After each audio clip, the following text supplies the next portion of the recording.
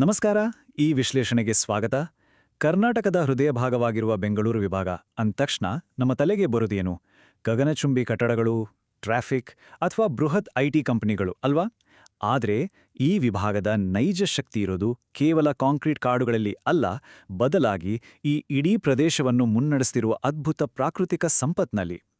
ಹೌದು, ಬೆಂಗಳೂರು ಎಂದರೆ ಕೇವಲ ಐಟಿ ಹಬ್ ಅಥವಾ ಟೆಕ್ ಸಿಟಿ ಮಾತ್ರವಲ್ಲ. ನಾವು ಈ ತಂತ್ರಜ್ಞಾನದ ಪರದೆಯನ್ನು ಸ್ವಲ್ಪ ಸರಿಸಿ ನೋಡಿದಾಗ ಈ ಪ್ರದೇಶದ ಅಪಾರ ಯಶಸ್ಸಿಗೆ ಕಾರಣವಾಗಿರುವ ಮೂಲಭೂತ ನೈಸರ್ಗಿಕ ಆಸ್ತಿಗಳು ನಮ್ಮ ಕಣ್ಣಿಗೆ ಕಟ್ಟುತ್ತವೆ. ಅಕ್ಷರಶಃ ಹೇಳಬೇಕೆಂದರೆ ಈ ವಿಭಾಗವು ತನ್ನ ಅದ್ಭುತ ಪ್ರಾಕೃತಿಕ ಸಂಪನ್ಮೂಲಗಳಿಂದಲೇ ಶಕ್ತಿ ಪಡೆಯುತ್ತಿರುವ ಒಂದು ಬೃಹತ್ ಇಂಜಿನ್ ಇದ್ದಂತೆ. ಹಾಗಾದರೆ ಈ ವಿಶ್ಲೇಷಣೆಯಲ್ಲಿ ನಾವು ಏನೇನೆಲ್ಲ ನೋಡಲಿದ್ದೇವೆ? ಮೊದಲಿಗೆ ಭೌಗೋಳಿಕ ಮತ್ತು ಜಲಸಂಪನ್ಮೂಲ, ಆಮೇಲೆ ಅರಣ್ಯ ಮತ್ತು ಜೀವವೈವಿಧ್ಯ, ಕೃಷಿ ಮತ್ತು ತೋಟಗಾರಿಕೆ, ಖನಿಜ ಮತ್ತು ಕೈಗಾರಿಕೆ, ಹಾಗೂ ಕೊನೆಯದಾಗಿ ನಾವು ಎದುರಿಸುತ್ತಿರುವ ಸವಾಲುಗಳು ಮತ್ತು ಅದಕ್ಕಿರುವ ಪರಿಹಾರಗಳು. ಬನ್ನಿ ಒಂದೊಂದಾಗಿ ನೋಡೋಣ.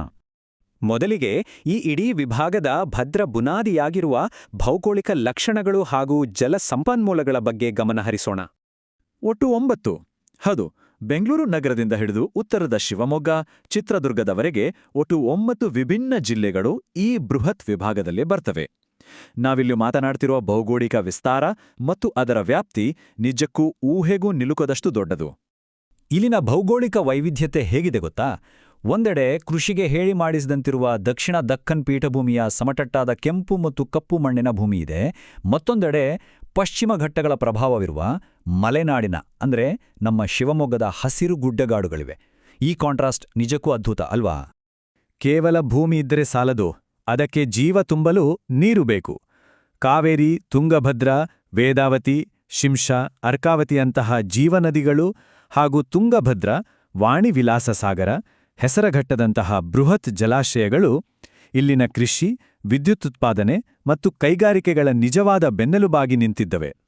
ಒಮ್ಮೆ ಯೋಚಿಸಿ ನೋಡಿ, ಕಾವೇರಿ ನದಿಯ ಈ ನೀರಾವರಿ ಮೂಲಸೌಕರ್ಯವೇನಾದರೂ ಇಲ್ಲದಿದ್ರೆ ಬೆಂಗಳೂರಿನಂತಹ ಬೃಹತ್ ಮಹಾನಗರದ ಉಳಿವೆ ಅಸಾಧ್ಯವಾಗಿತ್ತು.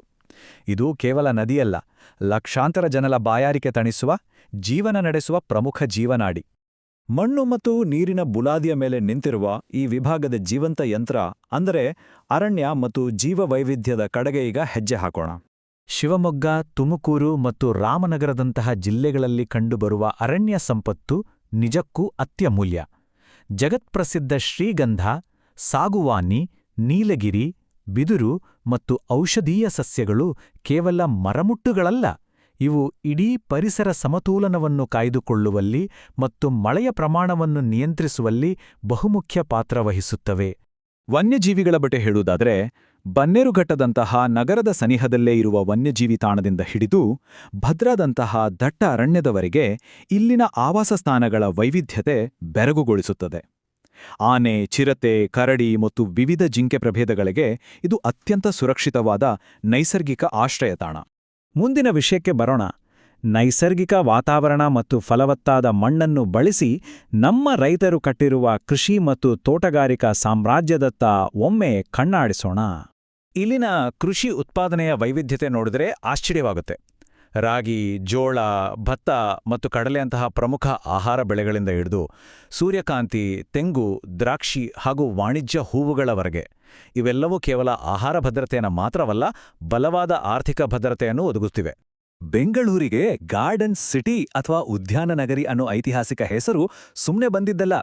ಮಾವು, ದ್ರಾಕ್ಷಿ, ಗುಲಾಬಿ ಮತ್ತು ಟೊಮೊಟೊಗಳ ಉತ್ಪಾದನೆಯಲ್ಲಿ ಈ ಪ್ರದೇಶ ಇಂದಿಗೂ ರಾಜ್ಯದಲ್ಲೇ ಮುಂಚೂಣಿಯಲ್ಲಿದೆ.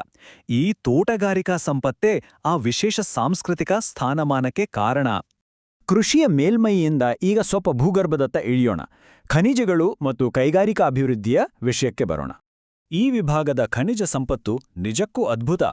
ಒಂದು ಕಾಲದಲ್ಲಿ ವಿಶ್ವದ ಅತಿ ಆಳದ ಚಿನ್ನದ ಗಣಿಯಾಗಿದ್ದ ನಮ್ಮದೇ ಕೋಲಾರದ ಕೆಜಿಎಫ್, ಚಿತ್ರದುರ್ಗ ಮತ್ತು ತುಮಕೂರಿನ ಕಬ್ಬಿಣದ ಅದಿರು ಹಾಗೂ ರಾಮನಗರ ಮತ್ತು ಬೆಂಗಳೂರು ಗ್ರಾಮಾಂತರದ ರಫ್ತು ದರ್ಜೆಯ ಗ್ರಾನೈಟ್ ಇದೆಲ್ಲವೂ ಭೂಮಿಯ ಒಳಗಿನ ಅಸಲಿ ಸಂಪತ್ತು. ಈ ನೈಸರ್ಗಿಕ ಸಂಪನ್ಮೂಲಗಳೇ ಇಂದಿನ ಬಹುದೊಡ್ಡ ಕೈಗಾರಿಕಾ ಕ್ರಾಂತಿಯ ಅಡಿಪಾಯ. ಇನ್ಫಾರ್ಮೇಷನ್ ಟೆಕ್ನಾಲಜಿ ಅಂದರೆ ಐಟಿಯಿಂದ ಹಿಡಿದು ರೇಷ್ಮೆ ಉದ್ಯಮ, ಆಹಾರ ಸಂಸ್ಕರಣೆ, ಗ್ರಾನೈಟ್ ತಯಾರಿಕೆ ಮತ್ತು ಹೈನುಗಾರಿಕೆಯವರೆಗೂ ಈ ಕೈಗಾರಿಕಾ ಜಾಲ ಎಷ್ಟು ವೇಗವಾಗಿ ಹಬ್ಬಿದೆ ಅಂದರೆ ಇದು ನಮ್ಮ ಆರ್ಥಿಕತೆಯ ನಾಡಿಮಿಡಿತವೇ ಆಗಿಬಿಟ್ಟಿದೆ. ಹಾಗಾಗಿ ಇದಕ್ಕೆ ಕರ್ನಾಟಕದ ಕೈಗಾರಿಕಾ ಹೃದಯಭಾಗ ಅನ್ನೋ ಹೆಮ್ಮೆಯ ಖ್ಯಾತಿ ಬಂದಿರೋದು. ಈ ಖ್ಯಾತಿ ಕೇವಲ ಫ್ಯಾಕ್ಟರಿಗಳಿಂದ ಬಂದಿದ್ದಲ್ಲ, ಬದಲಾಗಿ ನಾವೀಗ ಚರ್ಚಿಸಿದ ಅಪಾರ ನೈಸರ್ಗಿಕ ಸಂಪತ್ತು ಮತ್ತು ಭೌಗೋಳಿಕ ಅನುಕೂಲಗಳ ತಳಪಾಯದ ಮೇಲೆ ನಿರ್ಮಾಣವಾಗಿರೋದು. ಆದರೆ ಈ ವೇಗದ ಅಭಿವೃದ್ಧಿ ನಮ್ಮನ್ನು ಒಂದು ಗಂಭೀರ ಘಟ್ಟಕ್ಕೆ ತಂದು ನಿಲ್ಲಿಸಿದೆ. ಅದೇ ಪರಿಸರದ ಸವಾಲುಗಳು ಮತ್ತು ಅವುಗಳ ಪರಿಹಾರ. ಈ ತ್ವರಿತ ನಗರೀಕರಣ ಮತ್ತು ನಿರಂತರ ಗಣಿಗಾರಿಕೆ ನಮ್ಮ ಮುಂದೆ ಒಂದು ದೊಡ್ಡ ಪ್ರಶ್ನೆಯನ್ನು ಹುಟ್ಟುಹಾಕಿದೆ. ನೈಸರ್ಗಿಕ ಸಂಪನ್ಮೂಲಗಳನ್ನು ಮಿತಿಮೀರಿ ಬಳಸಿದ್ರೆ ಏನಾಗತ್ತೆ? ಇದು ನಾವೆಲ್ಲರೂ ಒಂದು ಕ್ಷಣ ನಿಂತು ಯೋಚಿಸಲೇಬೇಕಾದ, ನಮ್ಮನ್ನೇ ನಾವು ಕೇಳ್ಕೊಳ್ಬೇಕಾದ ಪ್ರಶ್ನೆ. ಇದರ ಕರಾಳ ಮುಖಗಳು ಈಗಾಗಲೇ ನಮ್ಮದುರಿಗಿವೆ.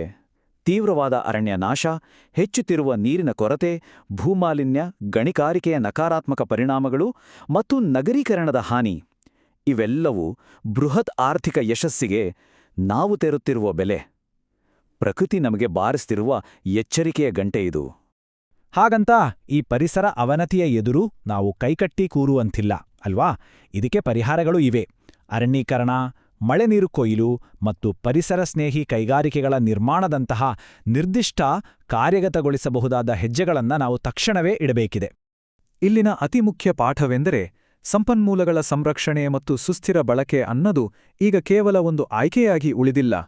ಪರಿಸರ ಸಮತೋಲನ ಕಾಯ್ದುಕೊಳ್ಳಲು ಮತ್ತು ನಮ್ಮ ಭವಿಷ್ಯದ ಅಭಿವೃದ್ಧಿಯನ್ನು ಖಚಿತಪಡಿಸಿಕೊಳ್ಳಲು ಇದು ಅತ್ಯಗತ್ಯ.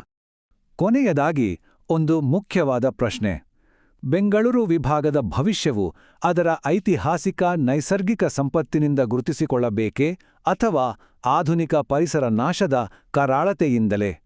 ಈ ಅಮೂಲ್ಯ ಸಂಪತ್ತನ್ನು ಉಳಿಸಿಕೊಳ್ಳುವ ಜವಾಬ್ದಾರಿ ನಮ್ಮೆಲ್ಲರ ಮೇಲಿದೆ ಅಲ್ವಾ? ಯೋಚಿಸಿ. ಈ ವಿಶ್ಲೇಷಣೆಯಲ್ಲಿ ಜೊತೆಯಾಗಿದ್ದಕ್ಕೆ ಧನ್ಯವಾದಗಳು.